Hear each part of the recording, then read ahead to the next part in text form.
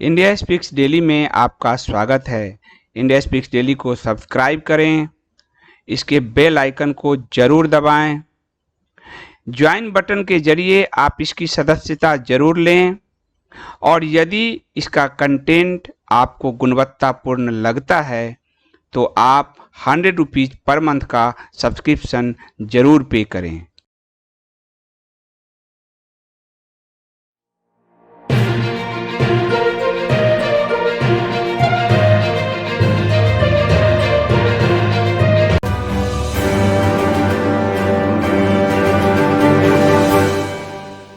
आज ये विज्ञापन द हिंदू अखबार में छपे हैं और ये चीन का विज्ञापन है।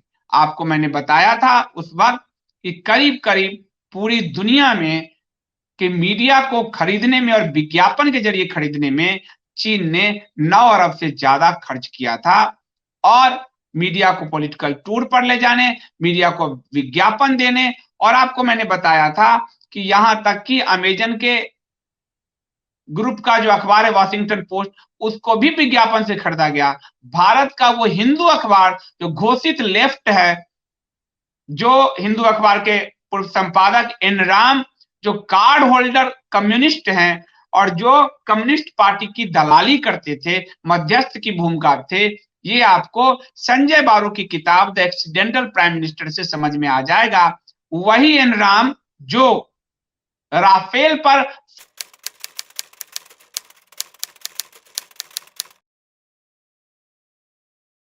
वो जो फर्जी न्यूज लेके गए थे, ये देखिए आज हिंदू में ये विज्ञापन है चाइना का अचीवमेंट दिखाया जा रहा है और चाइना उन अखबारों को विज्ञापन दे रहा है जो उसके पक्ष में प्रोपेगेंडा चला रहा है, उसके पक्ष में राफेल को रोकने का प्रयास कर रहा था। आधे अधूरे दस्तावेज, फर्जी दस्तावेज के जरिए उस चाइना का, जो चाइना के हित में 62 के युद्ध में भी कम्युनिस्टों का द हिंदू अखबार की भूमिका संदिग्ध थी। आज गलवान घाटी हुआ, डोकलाम हुआ, गलवान में हमारे 20 सैनिकों का बलिदान हुआ, लेकिन चाइना के लिए जो जो माँ बाप जिनके बच्चे यूपीएससी की तैयारी कर रहे हैं और मेरा बेटा हिंदू पढ़ता है या यूपीएससी वाले बच्चे जो हिंदू पढ़ रहे हैं, पढ़िए, पर ध्यान दीजिएगा कि ये चाइना का प्रोपेगेंडा वार है। चाइना के प्रोपेगेंडा वार का सबसे बड़ा अखबार है ये द हिंदू, घोषित कम्युनिस्ट कार्ड होल्डर। अब दिखाओ आगे और भी विज्ञापन है, ये पूरे पेज का विज्ञापन।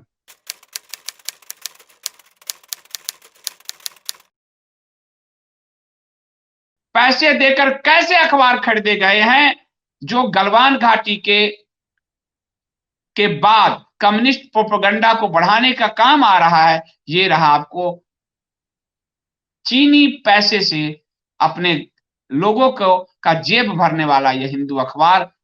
ये जो कहानी कम्युनिस्टों की मैंने दी थी, उसमें भी उस जमाने के अखबारों का जिक्र किया था जो प्रोपेगेंडा चलाते थे चीन के पक्ष में 62 में।